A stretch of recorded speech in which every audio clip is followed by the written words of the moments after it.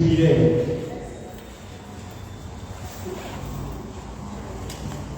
Nous sommes heureux de nous retrouver dans notre paroisse dans le cadre de nos activités jubilaires. Quelques rappels, le 11 février dernier, notre paroisse a célébré ses 55 ans d'existence, ce que l'on appelle les noces d'ordillé. Et dans cette perspective, le conseil pastoral paroissial et moi avons proposé de vivre cet anniversaire dans le cadre d'un jubilé, c'est-à-dire du 11 février 2022 jusqu'au 11 février 2023. Et pour ce faire, nous nous sommes organisés pour que chaque mois, nous puissions marquer au niveau de notre paroisse ce jubilé avec des moments de prière, on va dire des trios, mais également avec des enseignements. Et l'enseignement inaugural nous avait été présenté par un membre du conseil pastoral paroissial, la personne de M. Oussoumou.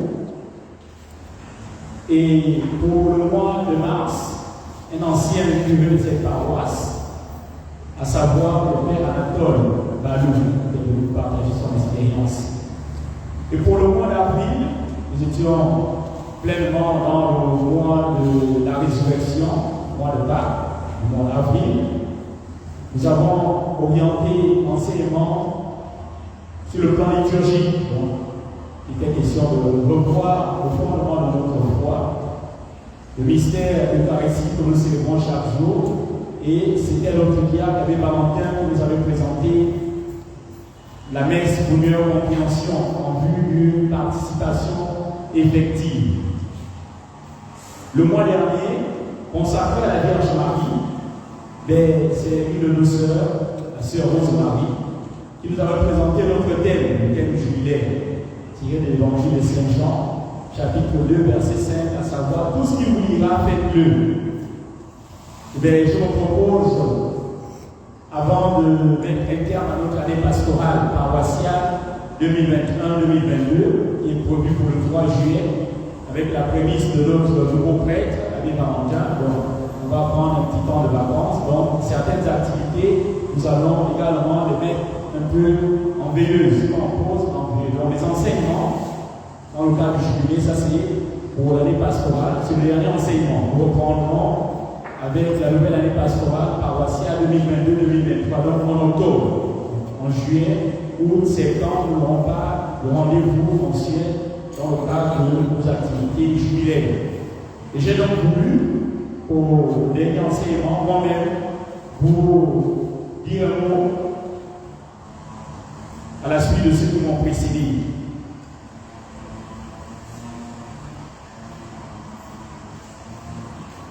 Et tout en réfléchissant sur le thème que je devais vous présenter,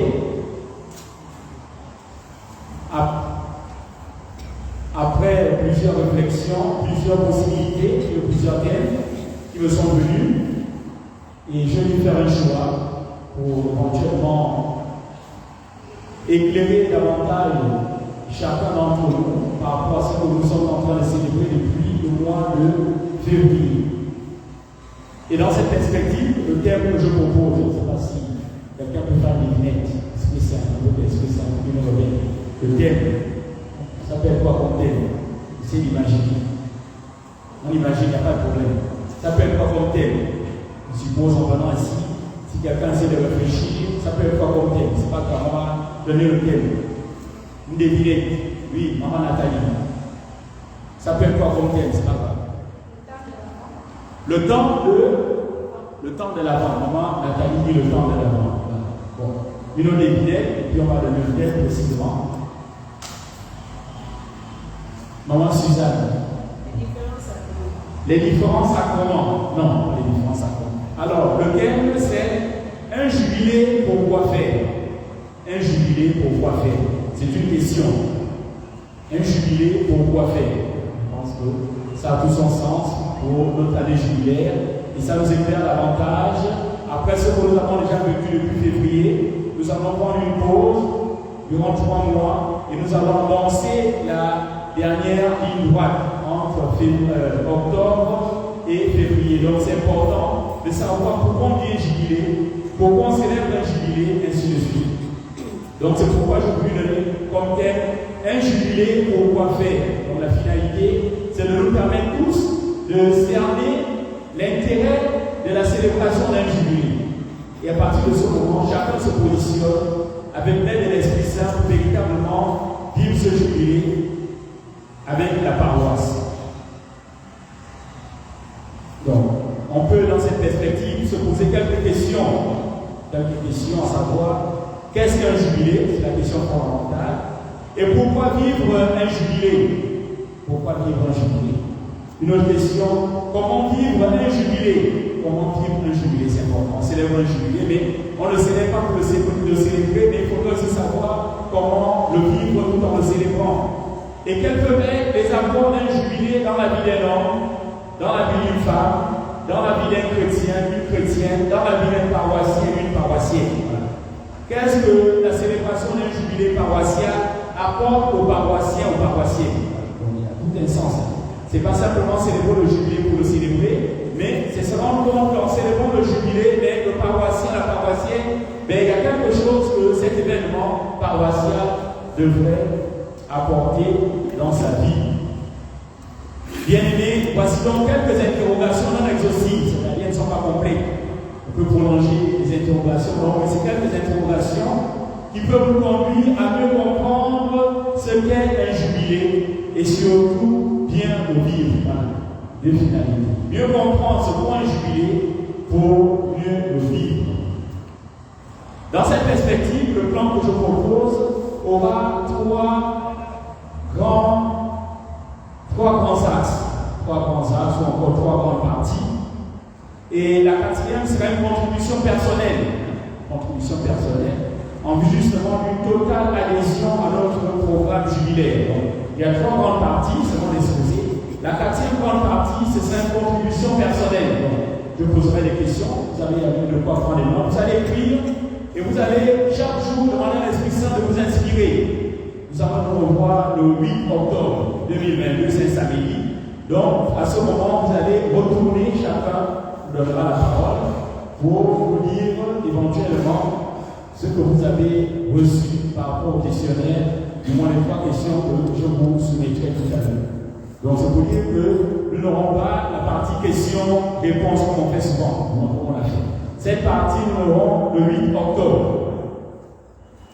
Donc, la première grande partie, ou le premier chapitre, c'est ce nom. J'ai intitulé ça la notion du jubilé dans l'Ancien Testament. Grand 1, notion du jubilé dans l'Ancien Testament. Donc nous allons voir dans l'Ancien Testament la qualité du jubilé. Et le grand 2, ce sera également le grand 2, je l'ai intitulé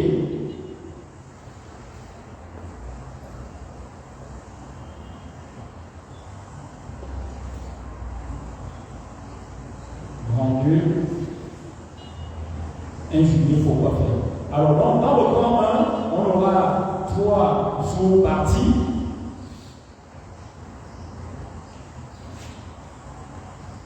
La première que je vais évoquer, c'est définir ce qu'est un jubilé, pas à partir de moi, mais à partir de deux auteurs qui présentent le jubilé. Et la notion du jubilé dans l'Ancien Testament et dans le Nouveau Testament, une fois de plus, je ne peux pas l'évoquer à partir de moi, mais à partir aussi d'un auteur. Dans l'Ancien Testament, dans le Nouveau Testament, ce que je dirais n'est pas de moi, mais je vais faire quelques commentaires. Voilà. Je vais le partager, ce que l'auteur nous présente dans ce sens. Alors, ce que je vais dire n'est pas exhaustif, j'insiste sur la notion d'exhaustivité, c'est-à-dire, je ne dis pas tout. Je vais simplement aller à l'essentiel, évoquer quelques réalités. Par exemple, les références ou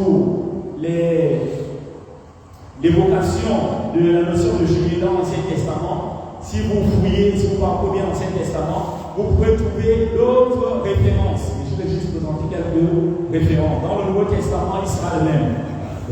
C'est pour dire que je ne présente pas ces réalités de manière intégrale, de manière totale. C'est juste quelques éléments.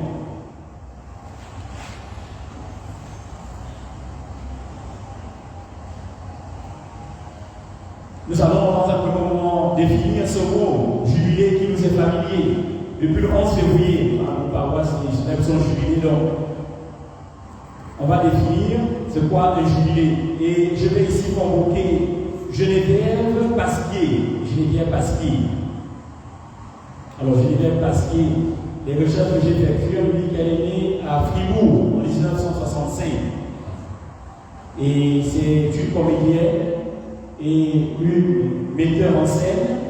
Alors, elle donne la définition qui suit du jubilé. Geneviève Pasquier. Elle dit un jubilé est une année de joie.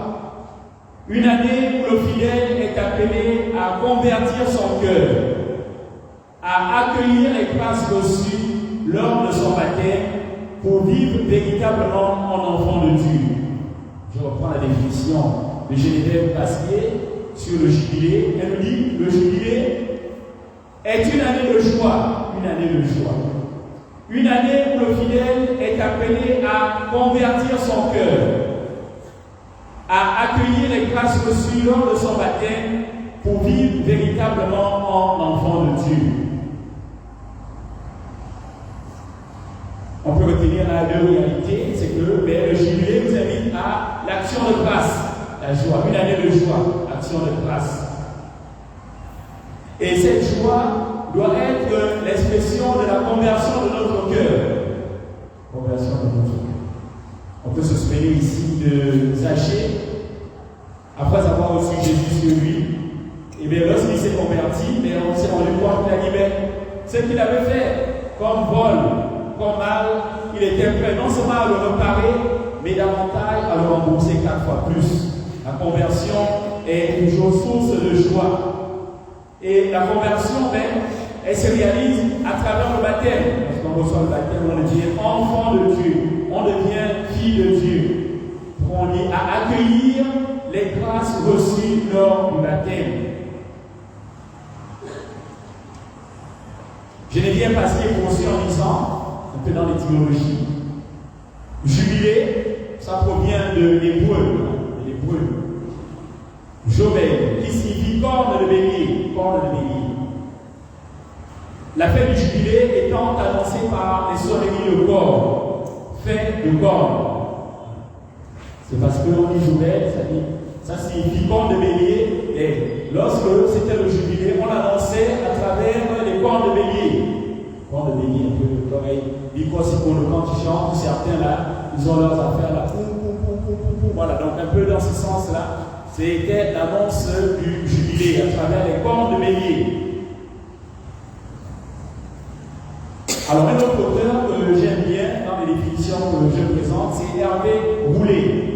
Dans son ouvrage 1200 mots chrétiens, il déclare chez les Hébreux existait déjà périodiquement des jubilés. Chez les Hébreux, périodiquement, donc à chaque période, il y avait des jubilés, pas quelque chose de nouveau de l'Ancien Testament. Et il dit précisément, chaque 50e année était déclarée sainte.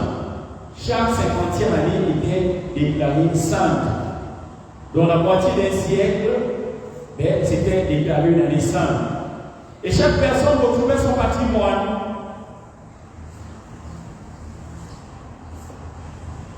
Hervé voulait poursuivre en disant, dans l'Église, le jubilé concédé ordinairement tous les 25 ans, ainsi que tous les 25 ans, on célèbre le jubilé. Et le jubilé permet donc d'obtenir à certaines conditions une indulgence plénière. Les conditions sont requises, voilà. Durant l'année jubilaire, il y a une grâce particulière qui est accordée, c'est-à-dire le pardon des péchés, la rémission des péchés, qu'on appelle l'indulgence plénière. On peut organiser un jubilé, un pèlerinage à Rome, ou dans un lieu saint, en guise d'obtenir l'indulgence plénière. Année jubilaire. Alors là, c'est une définition un peu théorique, j'espère que vous cernez. En substance, on dit c'est une année de joie, c'est une année de grâce. Et ces grâces, nous sommes invités à les accueillir, puisqu'à travers le baptême qu'on a reçu, en devenant enfant de Dieu, le Seigneur a renouvelé nos vies. Il a comblé celle-ci de son amour. C'était le petit 1. Le petit 2, je vais donc faire quelques références bibliques qui rendent compte du jubilé dans l'Ancien Testament. Donc on va parcourir quelques passages dans l'Ancien Testament. Si vous avez la Bible, c'est une bonne chose pour lire.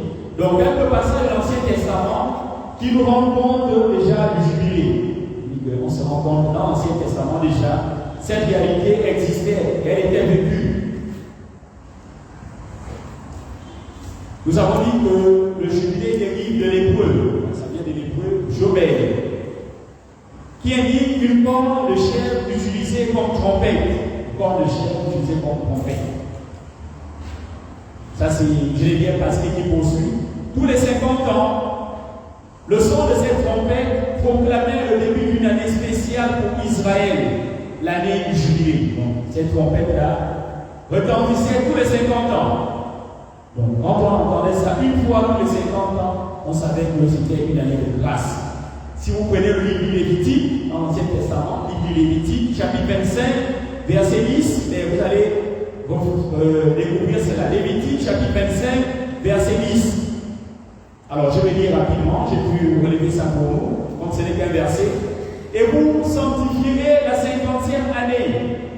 Vous publierez la liberté dans le pays pour tous les habitants. Ce sera pour vous le jubilé. Chacun de vous retournera dans sa patrie et chacun de vous retournera dans sa famille. Ça veut dire que même les esclaves, durant la période du jubilé, elles retrouvaient la liberté. Elles regagnaient leur famille, elles regagnaient leur terre. Ces personnes qui étaient en esclavage ou en servitude. L'année jubilaire était véritablement une année de grâce, une année de bienfait, une année de libération. Le jubilé permettait à chacun de rentrer en possession de ses terres et de regagner sa famille. Cette loi empêchait la marginalisation des plus pauvres et la concentration des richesses dans les mains de quelques-uns. Jérémie Pasquier poursuit. Cette pratique, donc le jubilé, rappelait que l'homme n'est pas propriétaire de la terre, mais qu'elle lui est confiée par Dieu. Donc, si vous prenez le livre du Lévitique toujours, le chapitre 25, verset 23 à 24, vous allez découvrir ce que je viens de dire. Alors, comme les versets ne sont pas longs, je vais lire ça. Lévitique 25, verset 23 à 24. Les terres ne se vendront point à perpétuité, car le pays est à moi. Car vous êtes chez moi comme étrangers et comme habitants dans tout le pays dont vous aurez la possession, vous établirez le droit de rachat pour les terres. Nous sommes de passage, la terre ne nous appartient pas, elle appartient à Dieu. Mais Lévitique chapitre 25, verset 23 à 24. Dans le cours de l'histoire biblique, la loi sur le jubilé s'est démontrée insuffisante pour instaurer la justice. À travers le jubilé, on dit, les personnes qui étaient en captivité, qui étaient en esclavage, qui étaient prisonnières, c'était l'occasion de retrouver la liberté. C'était l'occasion de regagner leur terre.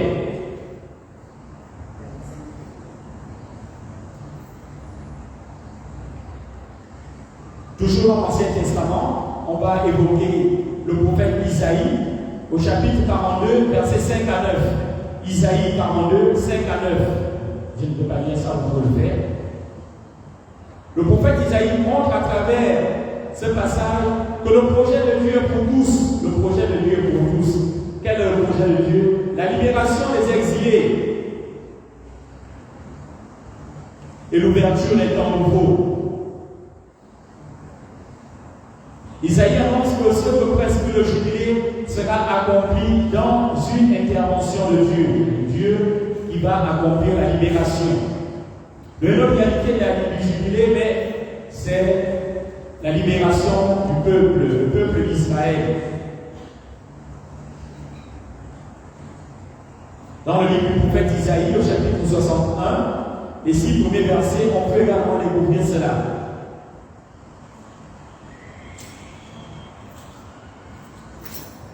L'année où le Seigneur montrera sa faveur à son peuple.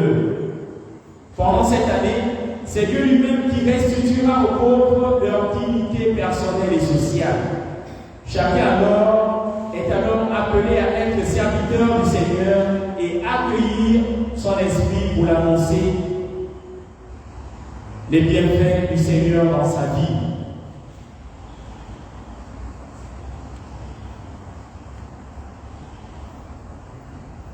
On découvre donc que dans la célébration du jubilé, autant il y a la dimension de la joie, de la reconnaissance à l'endroit de Dieu, mais il y a surtout derrière la restauration du peuple d'Israël, la restauration des enfants de Dieu. Ils retrouvent enfin la totale liberté, ceux qui étaient en captivité, ceux qui étaient prisonniers et esclaves. En célébrant le jubilé, notre jubilé paroissial, chacun peut aussi, avec l'aide de Dieu, voir ce qui impacte ou prive sa vie d'un plein épanouissement et accueillir cette grâce que notre jubilé paroissial lui donne de pouvoir aussi retrouver la totale liberté des enfants de Dieu.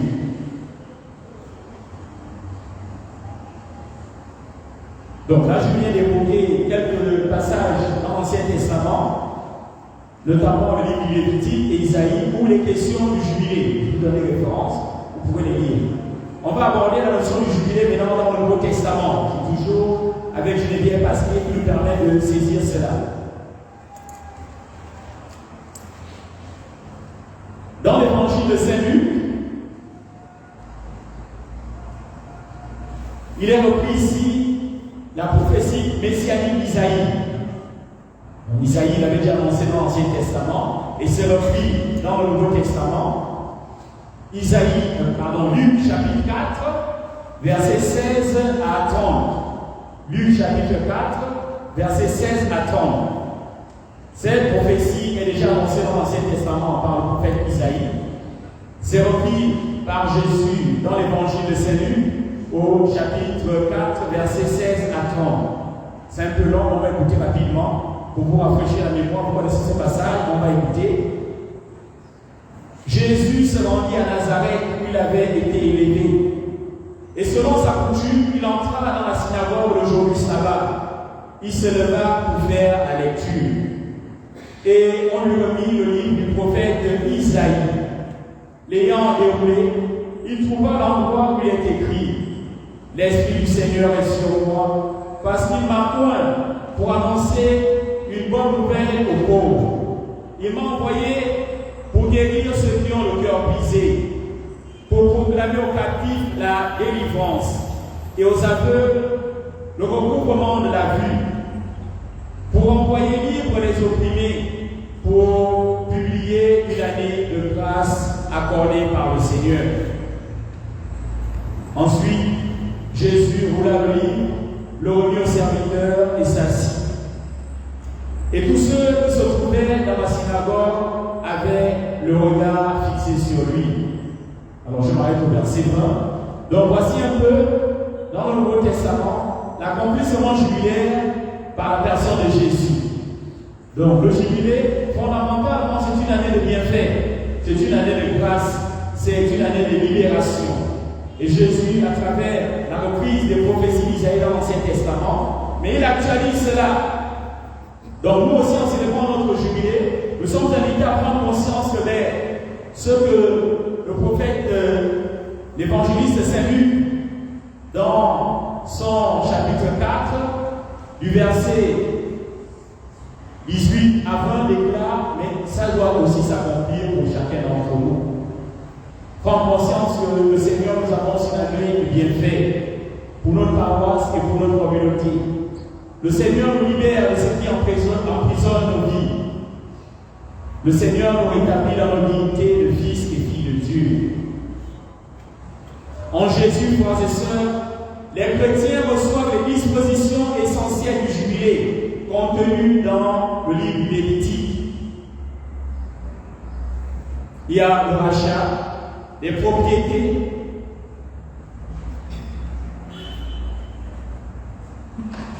qui est donné à tous ceux qui croient en Jésus-Christ. Ils deviennent alors héritiers de son règne glorieux. On peut lire ça dans Saint Jacques, l'élève de Saint Jacques, chapitre 2, verset 5, c'est dans le Nouveau Testament. La libération des esclaves dans le jubilé est opérée par Jésus-Christ, qui libère les croyants de l'esclavage du péché. On peut lire ça dans Galates, chapitre 5, verset 1. Mais également de ses conséquences du péché. Romains chapitre 8, verset 21.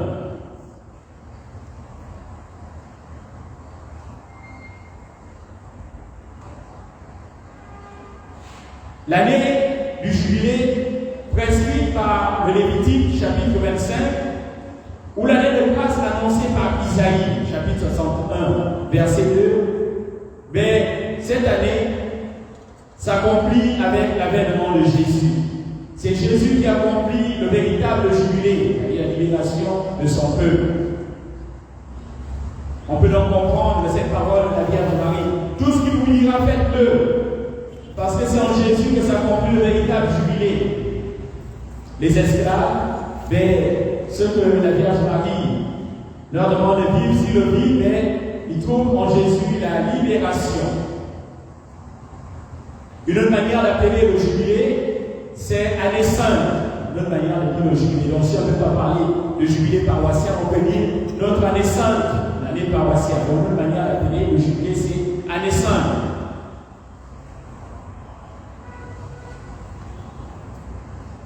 Alors,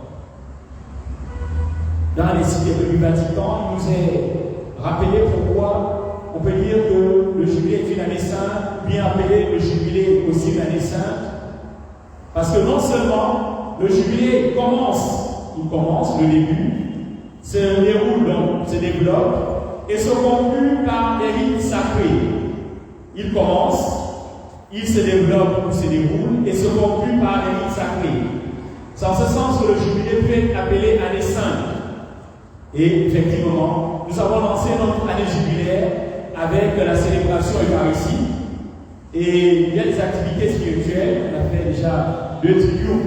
On avait fait un à Notre-Dame du Perpétuel Secours. On a fait notre triduum au Sacré-Cœur de Jésus. Donc l'activité spirituelle, ces triduums étaient ponctués par des messes. Après le triduum, on avait également des messes.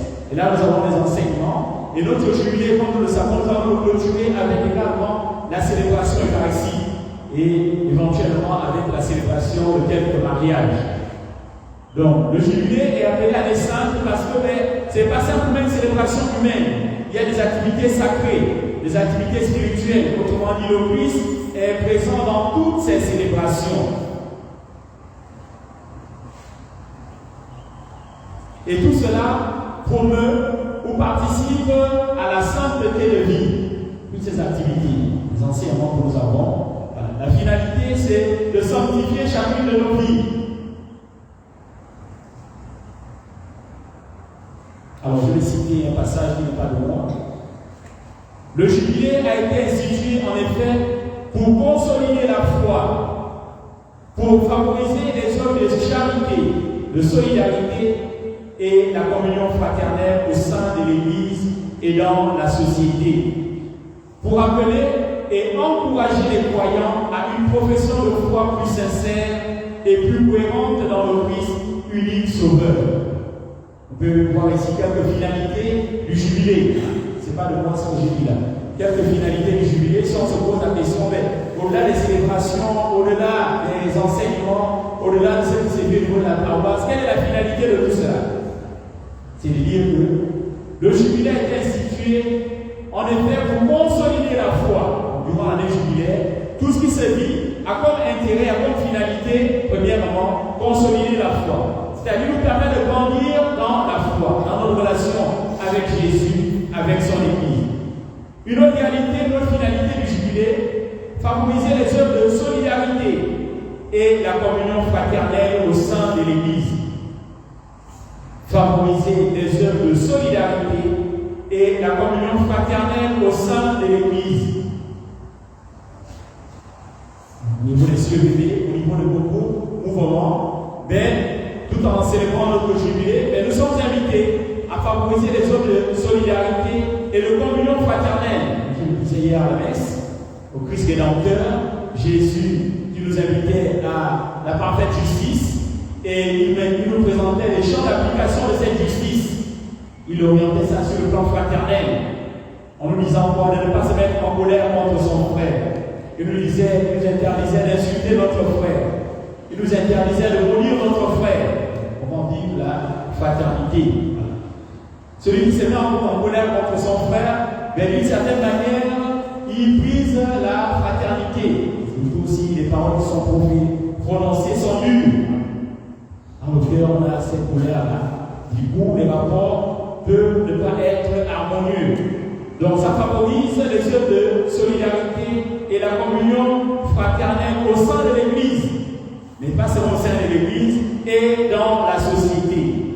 Donc cette solidarité fraternelle, ces œuvres de charité, autant ça se vit à l'Église, mais aussi au sein de la société, puisque nous ne demeurons pas l'Église, nous vivons au sein de la société, nous sommes également invités à manifester ces réalités. Le jubilé a aussi comme finalité de nous rappeler et de nous encourager, nous les croyants, à une profession de foi plus sincère et plus cohérente dans le Christ unique sauveur. Donc la dimension de notre vie chrétienne, la dimension de notre foi est aussi visitée, elle est éclairée, elle est invitée à devenir plus cohérente, c'est-à-dire faire en sorte que notre dire et notre faire soient compatibles. Ça aussi, c'est la finalité du jubilé. Alors, on va terminer avec cette première grande partie. On peut dire que le jubilé, c'est véritablement une année de grâce et de bienfaits accordés par le Seigneur à son peuple. Je résume.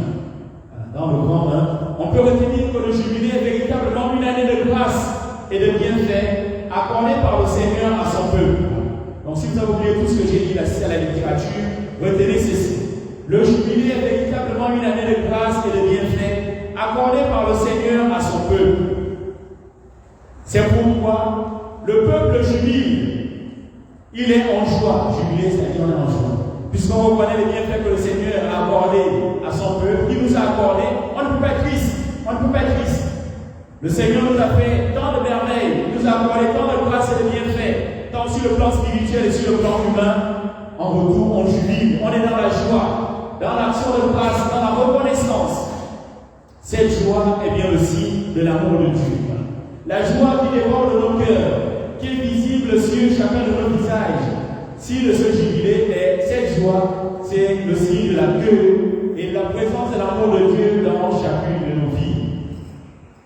Je vais donc terminer avec le grand 1, où nous avons, dans un premier moment, défini ce point jubilé. Et j'ai convoqué deux personnes, deux auteurs, Geneviève Pasquier et puis Hervé Roulet.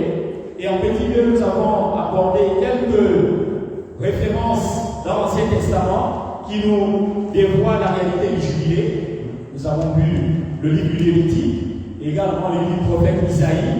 Et en troisième point, le dernier, nous avons vu quelques références du jubilé dans le Nouveau Testament. Et là, nous avons convoqué l'évangéliste Saint-Luc dans son chapitre 4, versets 16 à 30. J'ai aussi cité Romains, j'ai également cité Galates 5, verset 1. Nous arrivons maintenant au grand 2 qui est le cœur de notre thème, à savoir un jubilé, pourquoi faire. Donc, grand 2, un jubilé, pourquoi faire. Un grand 2, un jubilé, pourquoi faire. Alors, contrairement à la première partie, où c'est plus les auteurs que je vais citer, j'ai fait quelques commentaires. La deuxième partie, elle est intégralement de moi, même si je ferai appel à quelques auteurs, mais je vais matérialiser ça avec notre paroisse. Donc, un jubilé, pourquoi faire? Point d'interrogation. Petit 1, pour rendre grâce à Dieu. Donc, la question de savoir un jubilé, pourquoi faire? J'ai le point petit 1, pour rendre grâce à Dieu. Chers paroissiens de Notre-Dame de Logoué, à travers notre jubilé, notre paroisse célèbre ses noces d'orchidée. Nous voulons alors rendre grâce au Seigneur pour le parcours de notre paroisse et surtout pour ses effets spirituels dans la ville de Lambaréné. Donc, célébrant notre jubilé, nous voulons rendre grâce au Seigneur pour le parcours de notre paroisse dans cette ville de Lambaréné. Et surtout pour les effets spirituels de cette paroisse dans cette ville. On n'a peut-être pas du mal à apprécier objectivement l'absence d'une église dans une ville, dans une communauté. On n'a peut-être pas la possibilité de se rendre compte de cela parce que nous avons une paroisse. Mais ceux qui sont vraiment chrétiens, ceux qui ont vraiment la foi, qui ont des chapelles dans les villages, par exemple à Mabanda, ou bien à Matsatsa, ou à Oban, ou à Mamoyon, ou bien à Oua. Ils ont des chapelles, ils n'ont pas de prêtre, ou le prêtre vient une fois l'année, ben, ces mamans, ces papas savent effectivement la nécessité d'avoir une église et surtout des prêtres qui célèbrent pour le peuple de Dieu l'Eucharistie chaque jour. Donc je voudrais vous inviter à rendre grâce au Seigneur pour la présence de cette paroisse dans cette ville de Lambaréné et dans le deuxième arrondissement de la commune de Lambaréné. Rendre grâce pour les effets spirituels de cette paroisse. En effet, en 55 ans, notre paroisse a accompli plusieurs œuvres d'amour, plusieurs œuvres de rédemption, plusieurs actes de conversion à travers les prêtres qui m'ont précédé. En effet, depuis 55 ans, notre paroisse, Notre-Dame de Logoué, comme plusieurs paroisses, a célébré les baptêmes. Je ne peux pas compter depuis 55 ans tous les baptêmes que cette paroisse a célébrés. À travers ces baptêmes, ce sont les naissances. Les enfants de cette paroisse-là, c'est plus que les enfants que les mamans peuvent enfanter.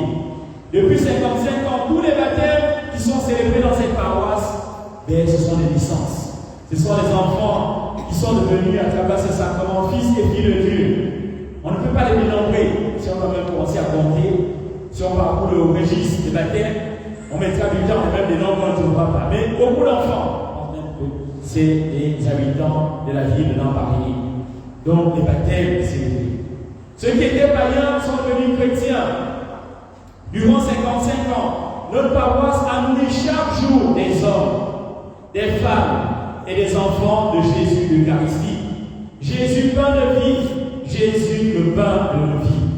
Par contre, tous les paroissiens de Notre-Dame de Logoué qui ont reçu la première communion, et après avoir reçu la première communion, qui communient chaque jour dans cette paroisse. Je faisais un peu l'inventaire des hosties ce matin. Tout ce que j'avais acheté comme hostie la dernière fois à Duverman, lors de notre collection du mois de décembre. Voilà. On prend en réserve, parce qu'on ne va pas les tous les jours. Il reste à peine un paquet. Ça ne veut pas beaucoup, on va en prendre, mais ça sert pour le peuple de Dieu. Donc, depuis les années, depuis 55 ans, cette paroisse nourrit les habitants de la ville de Lambaréné, d'ailleurs, ceux qui font escale de Jésus de l'Eucharistie lorsqu'ils prennent part à la messe. Durant 55 ans, notre paroisse a fait des catéchumènes, des adultes dans la foi. On leur administra le sacrement de la confirmation. Et les confirmations sont célébrées dans cette paroisse depuis plusieurs années. J'ai fait la rotation.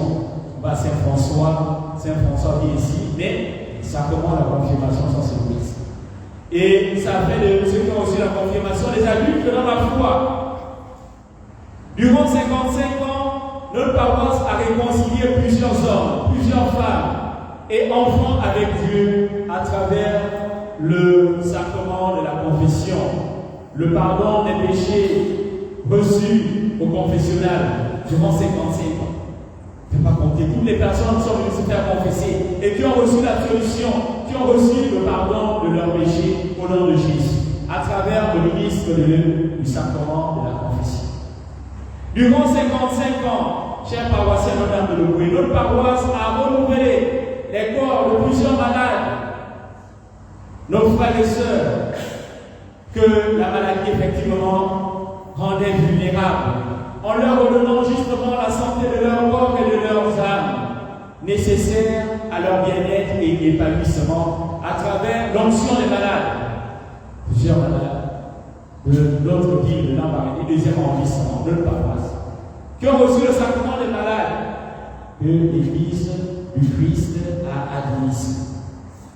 On peut poursuivre sur les différents sacrements pour nous rendre compte que depuis 55 ans, l'Église du Christ, à travers cette paroisse, est fidèle à la mission de Jésus. Oui, chers paroissiens, depuis et durant 55 ans, notre paroisse a uni dans les liens du mariage tant d'hommes et de femmes. Plusieurs couples là, qui sont mariés dans cette paroisse. Plusieurs couples. Papa Alon, M. Boussoubou, M. Rifozo. Voilà. Il y a beaucoup là, je ne vais pas citer tout le monde, sont mariés dans cette paroisse. L'Église nous a unis dans les liens sacrés du mariage. Chers paroissiens, toutes ces réalités doivent nous conduire à rendre grâce au Seigneur. C'est d'ailleurs vers cela que nous devrions tous tendre durant notre jubilé et au terme de celui-ci. Rendre grâce au Seigneur pour tous ses bienfaits reçus à travers son Église, notre paroisse, Notre-Dame de Louis. Mais comment chacun d'entre nous peut-il vraiment rendre grâce au Seigneur? C'est une question. Comment chacun d'entre nous peut-il vraiment rendre grâce au Seigneur? Si le jubilé, c'est pour rendre grâce à Dieu, comment alors chacun d'entre nous peut-il véritablement rendre grâce au Seigneur? On arrive au petit 2. Comment rendre grâce à Dieu à travers un jubilé?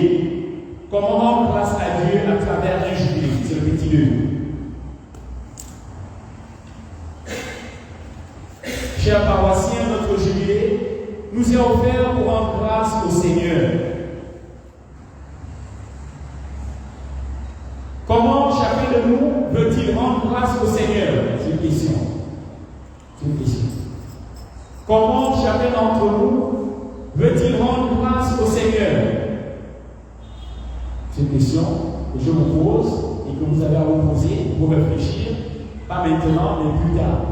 Comment chacun de nous peut-il réellement rendre grâce au Seigneur? D'abord, la possibilité ou encore le vouloir d'abord. Comment chacun d'entre nous peut-il rendre grâce au Seigneur?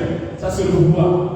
La question qui suit, c'est comment chacun de nous peut-il, maintenant dans la possibilité, peut-il réellement rendre grâce au Seigneur? Ce n'est pas la même question. La première question, c'est comment chacun d'entre nous veut-il rendre grâce au Seigneur? Veut-il rendre grâce au Seigneur? Veut-il? C'est la première question. Veut-il rendre grâce au Seigneur? La deuxième question, c'est comment chacun d'entre nous peut-il réellement rendre grâce au Seigneur? C'est une question. J'invite chacun à accueillir ces deux interrogations et à y répondre personnellement. Voilà. Donc, pour le petit 2, comment rendre grâce à Dieu à travers un jubilé? J'ai posé deux questions et c'est à chacun, de manière personnelle, d'apporter des réponses à ces deux questions. Le petit 3 du grand 2, pour revoir notre parcours spirituel et tirer les enseignements de celui-ci. Petit 3, pour revoir notre parcours spirituel et tirer les enseignements de celui-ci. Un jubilé pour quoi faire? On répond pour revoir notre parcours spirituel et tirer les enseignements de celui-ci. Donc, en célébrant notre jubilé, l'occasion donnée à chaque paroissien de Notre-Dame de Loué de revoir son parcours spirituel depuis qu'il est devenu paroissien ou chrétien ou fidèle de Notre-Dame de Loué. Il revoit son parcours spirituel et tire les enseignements de son parcours spirituel. Alors, je vais dire quelques mots. Fils et filles de Dieu, 50 ans, 55 ans, c'était parcours. 55 ans, c'était parcours. 55 ans, c'est le temps d'une vie. Il y a des gens qui meurent avant 55 ans, il y en a qui meurent à 55 ans. 55 ans, c'est un long chemin. Il y a des paroisses qui n'ont pas encore 55 ans. Les 3 paroisses seulement mariées, Saint-Joseph n'a pas 55 ans. 55 ans. Donc 55 ans, c'est un long chemin. 55 ans, c'est le temps et le parcours de notre paroisse aujourd'hui. Aujourd'hui, c'est le parcours de notre paroisse, 55 ans. En célébrant donc notre jubilé, chaque paroissien est invité à revoir le parcours spirituel de notre paroisse et à tirer les enseignements spirituels qui se dégagent de ce parcours.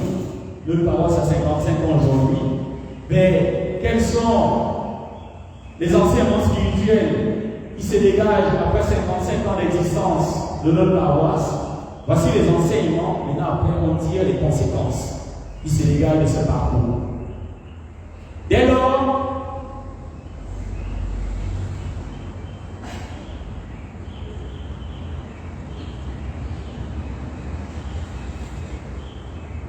je me propose de vous indiquer 2 enseignements que vous pouvez tirer de notre jubilé, indépendamment de ce que chacun pourra retirer comme enseignement.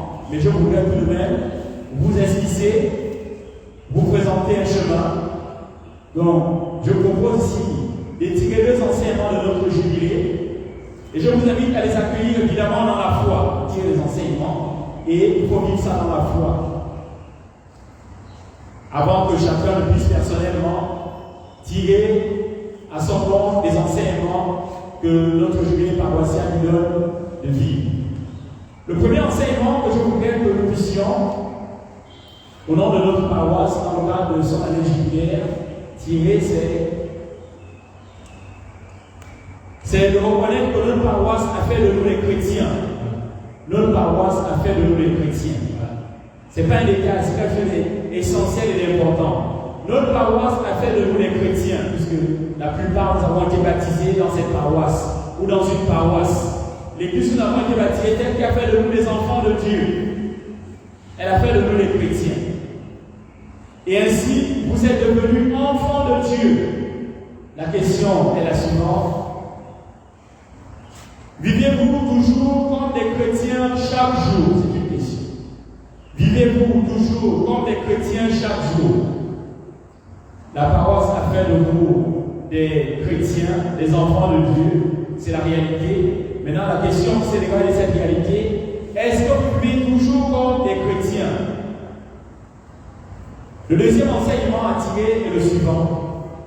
Notre paroisse vous donne chaque jour Jésus à travers sa parole et son corps et son sang. Notre paroisse vous donne chaque jour Jésus à travers sa parole, à travers son corps et son sang. Chaque fois que vous venez à la messe, ceux qui communient, vous communiez. Alors, vous êtes alors invités à vous laisser renouveler chaque jour par Jésus, en écoutant la parole de Jésus, en recevant Jésus dans son corps et dans son sang. L'effet, c'est de vous laisser renouveler par Jésus. La question qui se dégage est la suivante. Est-ce que vous vous laissez chaque jour renouveler par Jésus, pain de vie et par sa parole? Chacun se pose cette question. Moi qui écoute la parole de Jésus au moins chaque dimanche, moi qui reçois Jésus pour cette communion, chaque fois que je viens à la messe, est-ce que je me laisse chaque jour renouveler par Jésus, pain de vie et par sa parole? Donc là, on vient de terminer le grand 2 qui était un jubilé pour quoi faire. J'ai développé cette grande partie à travers 3 petits points. Le premier point, c'était un jubilé pour quoi faire, pour rendre grâce à Dieu. Le petit 2, un jubilé pour quoi faire, un jubilé, c'est comment rendre grâce à Dieu à travers un jubilé.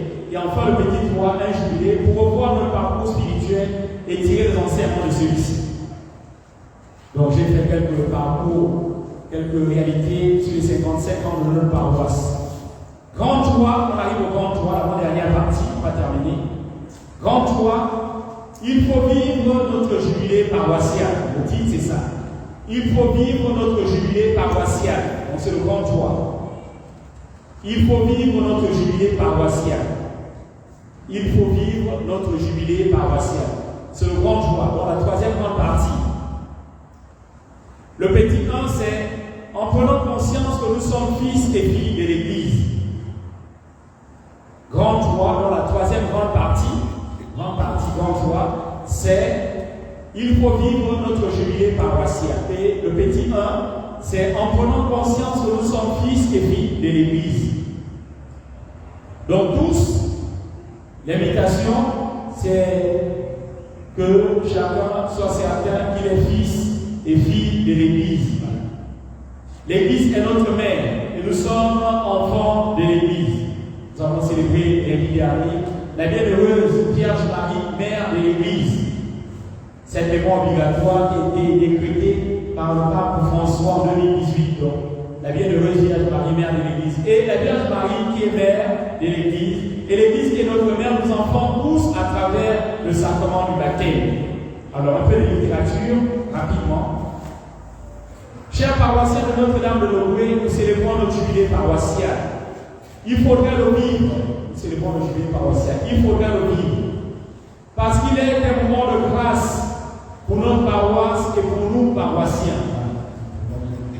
Voilà pourquoi il faut le vivre. C'est un moment de grâce pour notre paroisse et pour nous paroissiens. À partir de ce moment, nous avons intérêt à vivre notre jubilé paroissien. Oui, il faudrait vivre notre jubilé parce que nous sommes fils de cette paroisse. Par conséquent, nous devons prendre conscience de ces paroles de Jésus. Je ne vous appelle plus serviteur parce que le serviteur ne sait pas ce que fait son maître, mais je vous appelle ami parce que je vous ai fait connaître tout ce que j'ai appris de mon Père. Jean chapitre 15, verset 15. Jésus a fait de nous ses amis. Jésus a fait de chacun d'entre nous son ami. Il nous a introduits dans son intimité, Il nous a donné sa vie, son amour. Dès lors, nous sommes invités, en célébrant notre jubilé, à témoigner réellement à Jésus que nous sommes heureux de ce qu'il a fait de nous. Jésus a fait de nous ses enfants. Il a comblé nos vies. Mais en célébrant notre jubilé, c'est notre manière à nous aussi de dire merci à Jésus pour ce qu'il a fait de nous à travers son Église. Donc cela passe par la prise de conscience de notre identité et de l'appartenance à cette paroisse. C'est le petit 1 du grand 3, dans le petit 1, en prenant conscience que nous sommes fils et filles de l'Église. Le petit 2 du grand 3, c'est en étant aujourd'hui acteurs de l'histoire de notre paroisse, Notre-Dame de Louis. Donc le grand 3, je reprends, il faut vivre notre jubilé paroissial. Comment vivre le jubilé paroissial? Le petit 2, en étant aujourd'hui acteurs de l'histoire de notre paroisse, Notre-Dame de Louis. C'est à chacun d'entre nous de prendre conscience que le Christ fait de lui une pierre vivante pour l'édification de cette paroisse Notre-Dame de Louis. Et prenant conscience de cela, on devient donc acteur, c'est-à-dire on s'engage, on participe à l'édification de la paroisse, au rayonnement de la paroisse, à la prospérité de la paroisse. Il y a 3 paroisses dans la ville de Lambaréné, mais que si toutes les 3 paroisses rayonnent, mais que Notre-Dame de Louis rayonne davantage. Donc, en étant aujourd'hui acteur de l'histoire de notre paroisse Notre-Dame de Louis. Notre jubilé, notre identité de chrétien et de paroissien de cette paroisse nous conduit donc, en célébrant notre jubilé, de prendre conscience que c'est à nous aujourd'hui d'écrire l'histoire de notre église paroissienne. C'est nous qui sommes là aujourd'hui. Et à partir du moment où nous sommes là aujourd'hui, c'est nous qui devons aujourd'hui écrire l'histoire de notre paroisse. Ce n'est plus ce qui était là hier. Ce n'est pas ce qui viendront forcément demain. Mais si on veut écrire l'histoire de notre paroisse aujourd'hui, c'est nous qui sommes là aujourd'hui. Moi, votre pasteur, avec vous ensemble, c'est à nous d'écrire l'histoire de notre paroisse. Ceux qui viendront demain, à leur tour, nous écrirons l'histoire de notre paroisse. Ceux qui étaient là hier, ils ont fait leur travail, ils ont écrit l'histoire de cette paroisse. Le père Emmanuel François, le père Sébastien Pébert, le père Anatole, le père Emmanuel Niveau, Monseigneur Eusebius, Monseigneur Dieudonné. Bref, toutes ces personnes qui ont servi cette paroisse comme curé, mais chacun à sa manière a écrit l'histoire de cette paroisse. Aujourd'hui, c'est nous qui sommes là, c'est à nous d'écrire l'histoire de notre paroisse. N'attendons pas ceux qui viendront après nous, c'est nous aujourd'hui. Nous pouvons nous poser la question suivante. Comment chacun de nous peut véritablement être acteur et écrire l'histoire de cette église paroissiale? Comment chacun de nous peut véritablement être acteur et écrire l'histoire de cette église paroissiale? Nous sommes invités à être acteurs de l'histoire de notre église paroissiale aujourd'hui. Mais comment? C'est à chacun de se poser cette question. La réponse objective à cette question conduit chaque paroissien et paroissienne à se demander tout d'abord s'il est prêt à prendre la place qui est la sienne dans l'église du Christ. Si on doit être acteur pour l'édification de l'église du Christ, notre paroisse Notre-Dame de Louis, mais il faut d'abord être capable de prendre sa place dans l'église. Si on ne prend pas notre place dans l'église du Christ, on ne peut pas être acteur. Être acteur pour notre paroisse, ben, c'est déjà de prendre la place qui est la tienne. Tu es responsable d'une seule vie. Tu es responsable d'un groupe, d'un mouvement. Ben, conduis-toi en responsable. Ne sois pas un responsable absent. Tu abandonnes le groupe et puis le groupe est là. Le responsable n'est pas là. Le groupe ne fonctionne pas. Tu es membre d'une seule bébé. Tu es membre d'un groupe, d'un mouvement. Prends ta place de membre de la seule bébé, du groupe, du mouvement. Il y a une réunion à tel, vous avez programmé une réunion à tel moment, sois présent aux réunions. Les sœurs bébés, vous avez décidé de vous rencontrer le deuxième dimanche du mois, quatrième dimanche du mois, Dieu demande la sœur bébé. Au nom de ta présence, c'est 2 rendez-vous mensuels. Si tu absentes 2 rendez-vous mensuels, tu ne prends pas ta place au sein de la cellule. Si tu absentes un des rendez-vous mensuels, tu ne prends pas ta place au sein de la cellule. Si votre groupe, vous avez 2 rencontres par semaine, comme c'est le cas des lecteurs, on va mettre ici, mercredi et samedi. Tu es lecteur, vous rencontrez mercredi et samedi. Tu viens seulement le samedi, tu viens une fois par semaine. Cette semaine, tu viens mercredi, tu ne viens pas samedi. L'autre semaine, tu ne viens pas mercredi, tu viens samedi, mais tu es quasiment absent. Tu es présent à 50%. Ça veut dire que ce que tu dois apporter aussi comme contribution pour le bon fonctionnement des groupes de lecteurs, mais parce que tu n'es pas régulier, tu ne peux pas. Parce que chacun d'entre nous a un pourcentage pour parvenir à 100%. Si vous êtes à 4 dans le groupe de lecteurs, mais chacun a 25% pour que ça fasse 100%. Puisque 25 plus 25 plus 25, ça fait 100. Si vous êtes à 10, et sur l'échelle de 100%, chacun a un pourcentage de 10%. Ça fait en sorte que pour qu'il y ait 10% du bon fonctionnement du groupe de lecteurs, il faudrait que le groupe de lecteurs soit égal. S'il manque un lecteur, ça fait combien de pourcentage sur 100? Monsieur Thierry, monsieur Boussou. 90, c'est 100%. Dans ma Suzanne. Ça veut dire qu'il y a un manque. Vous avez 90%, donc 10%. Donc chacun doit prendre sa place. Au sein de la paroisse, au sein des CEPD, au sein des groupes mouvements, prendre la place qui est la sienne dans l'Église du Christ, revient à reconnaître que le Christ a fait de lui une pierre vivante, une pierre pour l'édification de son corps qu'est l'Église. Nous ne sommes pas des pierres mortes, nous sommes des pierres vivantes, parce que le Christ a fait de nous des pierres vivantes, et en tant que pierres vivantes, nous devons participer activement à l'édification du corps du Christ qu'est son Église. Ta réponse, cher paroissien, devrait te conduire à agir. Agir pour le bien de l'Église du Christ. Agir pour le bien de cette paroisse Notre-Dame de Loué. Mon frère, ma soeur, que Notre-Dame de Loué t'accorde la grâce d'accomplir la volonté de Dieu en cette année jubilaire pour le bien de cette paroisse et d'investissant pour son rayonnement. On arrive au petit 3 du grand 2, c'est la dernière partie du grand. La dernière partie du grand 3, donc petit 3, en étant témoin du Christ. En étant témoin du Christ. Il faut vivre notre jubilé paroissial. Donc petit 3, comment? En étant témoin du Christ. Petit 3, en étant témoin du Christ. Maman Suzanne, on est plus dans le grand 3. La troisième grande partie. On est plus dans la troisième grande partie. La troisième grande partie qui a pour titre Jésus. Il faut vivre notre jubilé, c'est le grand 3. Et le petit 1, c'était en prenant conscience que nous sommes fils et filles de l'Église. Le petit 2, c'était en étant aujourd'hui acteur de l'histoire de notre paroisse Notre-Dame de Loué. Et enfin, le petit 3, le grand 3, en étant témoin du Christ. Être témoin du Christ, c'est aussi imiter la Vierge Marie, la sainte patronne de cette paroisse, notre sainte patronne. Mais comment imiter aujourd'hui la Vierge Marie, notre sainte patronne, en cette année jubilaire? Être témoin du Christ, c'est aussi imiter la Vierge Marie, la sainte patronne de cette paroisse, notre sainte patronne. On peut se poser une question.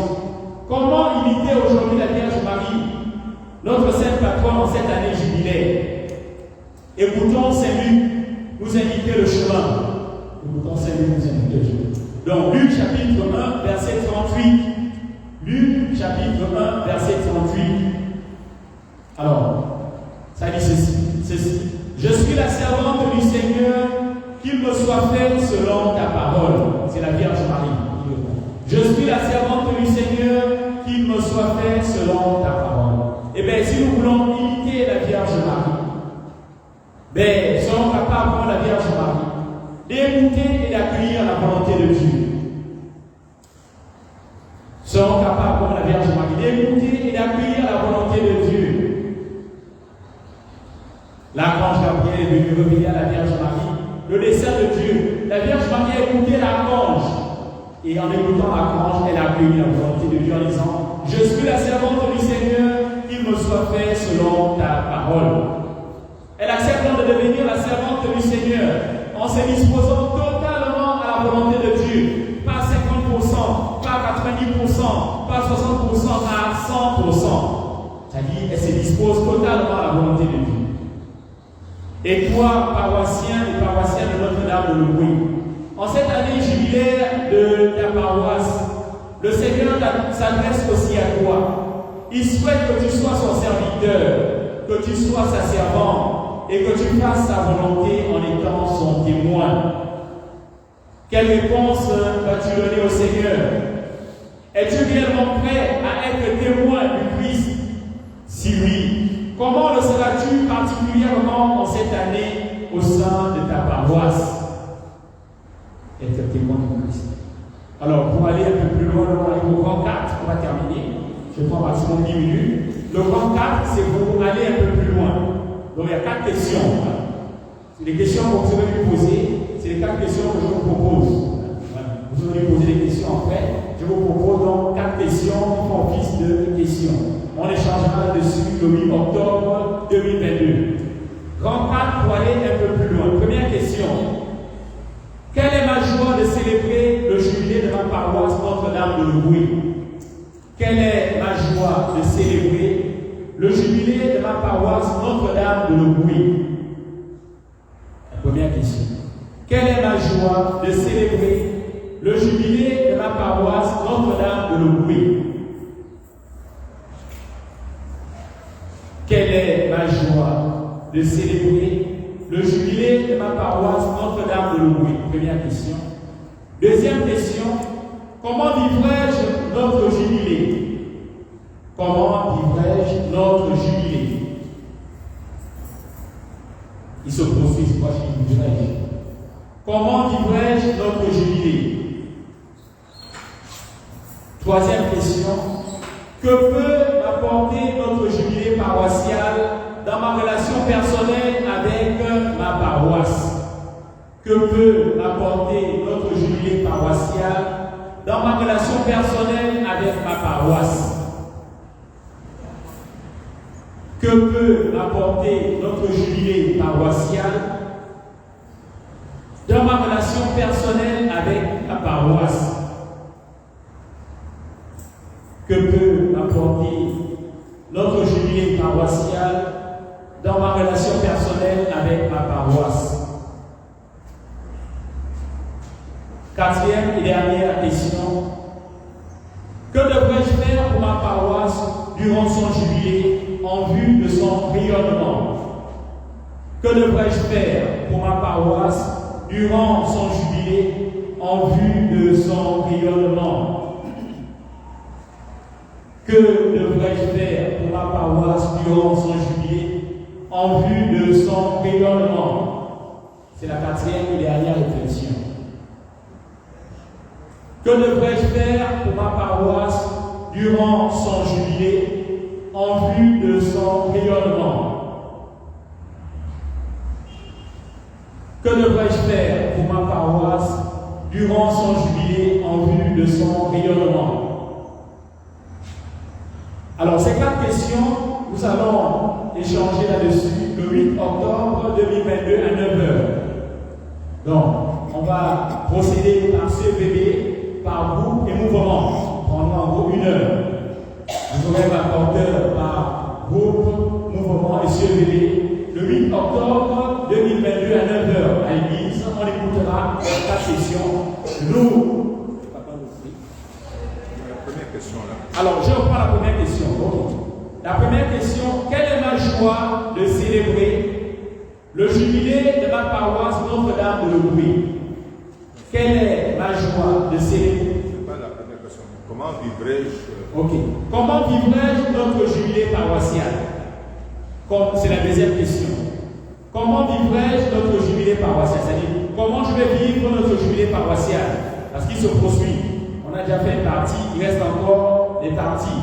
Entre, on va dire, juin jusqu'à octobre, on n'aura pas d'activité, mais le jubilé se poursuit. comment chacun vivra le jubilé, même s'il n'y a pas d'activité jubilaire au niveau de la paroisse. C'est dans ce sens que la question-là s'inscrit. Comment vivrai-je notre jubilé paroissial? C'est bon, la deuxième? Troisième question, que peut m'apporter notre jubilé paroissial dans ma relation personnelle avec ma paroisse?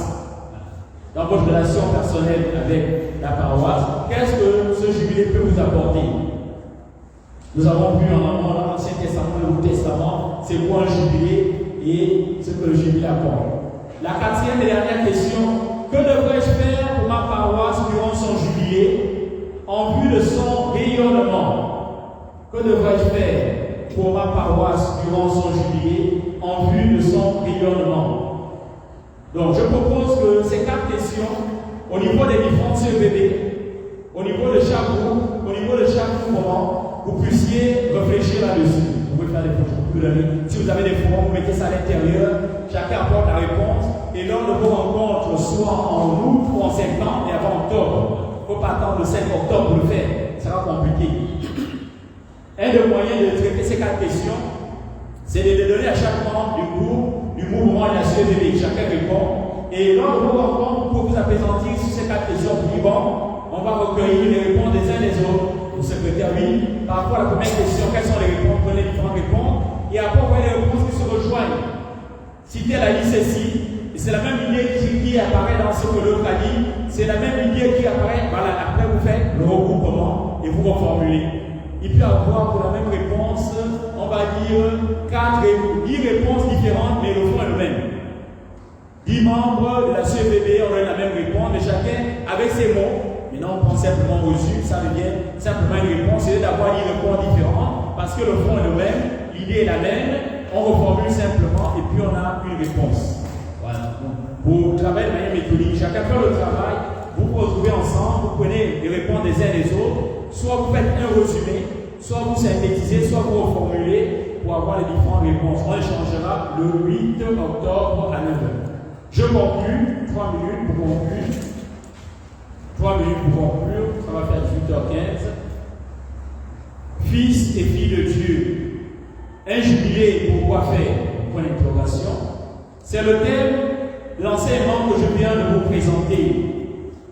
J'ai voulu à travers ce thème vous inviter à prendre conscience de la portée d'un jubilé et en conséquence vous inviter à vivre ce jubilé paroissial comme des acteurs, comme des paroissiens qui comprennent les bienfaits d'un tel événement. Dès lors, ils le vivent pleinement. Dans le champ des possibles, je vous ai invité et recommandé à écrire l'histoire de cette paroisse aujourd'hui. Mais comment pouvez-vous réellement écrire l'histoire de cette paroisse? C'est une question. Plusieurs pistes sont possibles. C'est pourquoi je vous invite à une réflexion personnelle afin d'y répondre.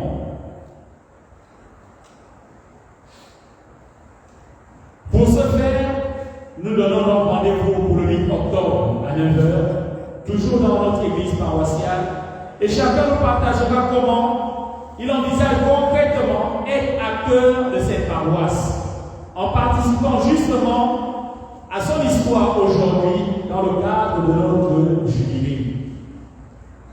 Donc chacun, le 8 octobre, il n'est pas tout le monde, on le goûterait un bon nombre de paroissiens, vous nous direz comment concrètement vous envisagez être acteur pour notre paroisse de l'autre. Comment vous comptez vous investir pour le rayonnement de cette paroisse de manière concrète.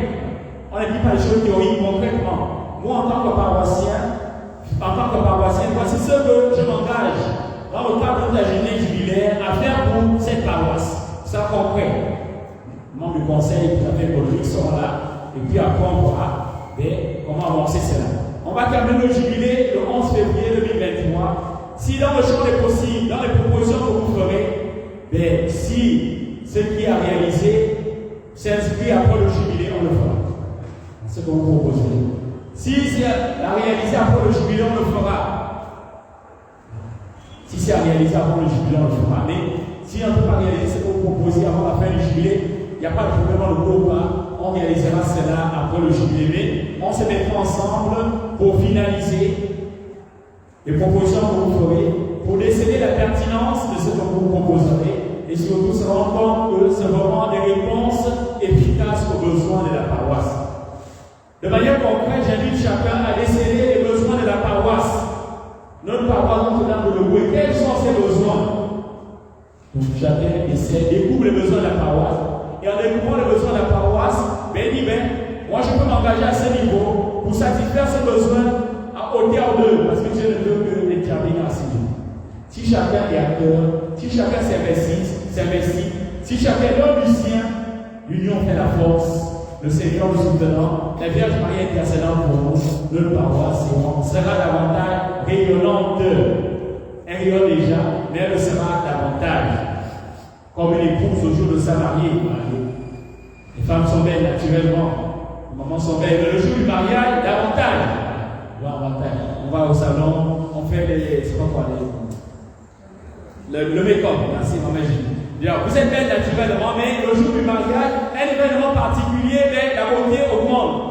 Si vous étiez belle à 99,99%, le 0,1 qui manquait là, mais le jour du mariage, on le met, ça fait beauté 100%. Maman, c'est d'accord avec le père. Voilà, 99,99% de beauté, le 0,1 qui manque, pour que ça fasse 100% de beauté, le jour du mariage, quand on part au salon de beauté, chez Madame Supplice, voilà, on part là pour faire la beauté, mais on arrive à 100%. Le 0,1 qui manquait là, on le met pour le jour du mariage. Dans notre paroisse rayonne déjà, mais dans le cadre de l'année jubilaire, on va faire l'effort ensemble pour qu'elle puisse rayonner davantage. Que Notre-Dame de Leboé nous accompagne chaque jour, qu'elle nous aide à toujours accomplir la volonté de Dieu. Parce que la volonté de Dieu, c'est pour notre bien-être, c'est pour notre épanouissement. La volonté de Dieu, c'est pour notre salut. Et ce salut, c'est pour aujourd'hui, c'est pour demain et c'est pour toujours. Le salut, ce n'est pas simplement prière. C'est pour aujourd'hui. C'est aujourd'hui qu'on doit recevoir le salut que Dieu nous donne. Parce que nous sommes là aujourd'hui. Et ce même salut se prolonge. Demain, ceux qui seront là sont aussi invités à recevoir ce même salut.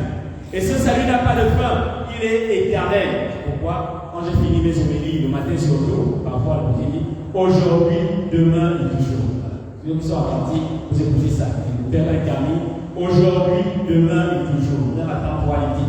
Ce que Jésus nous promet, ça s'accomplit aujourd'hui, même demain, et pour l'éternité. L'éternité, c'est toujours, bien comme si on disait, pour les siècles des siècles. C'est-à-dire, on est dans l'éternité. Ça n'a pas de fin. Ça n'a pas de fin parce que Dieu est éternel. Et tout ce que Dieu nous propose est aussi éternel.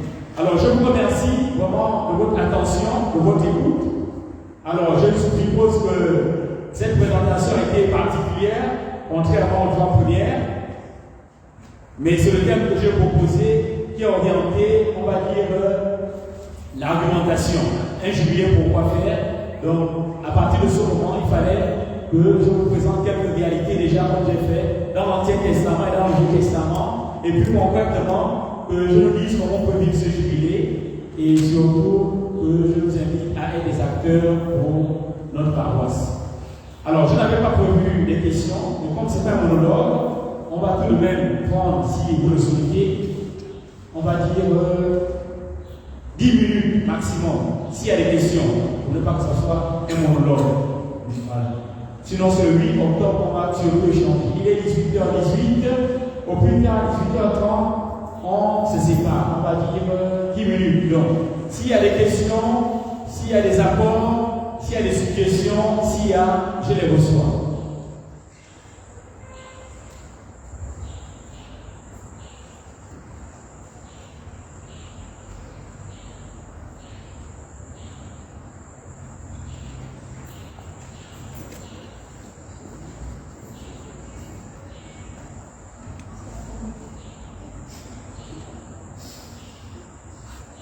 Les jeunes, pour intervenir, n'ayez pas peur. Merci pour votre présence, les jeunes.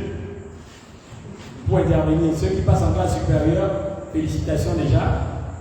En venant demain, apportez les bulletins. Pour qu'on vienne en rentrant demain. Les filles à Marie, en venant demain, vous apportez les bulletins. Les servants de messe, en venant demain, vous apportez les bulletins. On rencontre demain. 9h, 10h, dit à Marie, 10h, 11h, c'est avant la messe, avec les bulletins pour demain. On se retrouve à la terrasse du presbytère. Donc les jeunes, il y a des questions pour poser. Emmanuel ou Théo, les grands servants de messe, les fidèles. On va donner la grande lectrice d'Égypte, Elena. J'ai lu la messe de Christ Rédempteur. Elena, pas de question. Alice, c'est bien, tu viens dire la messe. C'est bien. Vous cachez. Alors, il n'y a pas de questions. Il n'y a pas de questions, c'est pas grave. Merci pour l'écoute. Donc, je poursuis les rencontres avec les groupes Mouvement SEVD.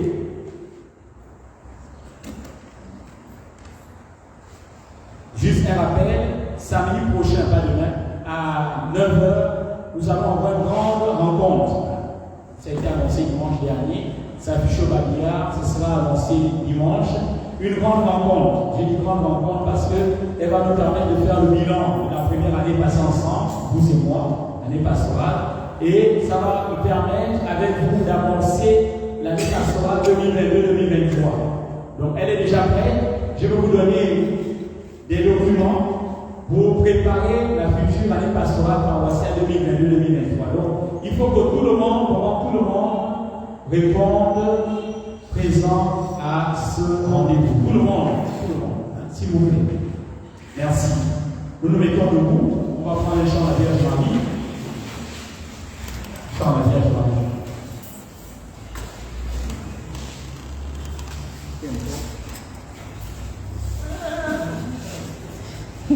Maman bien.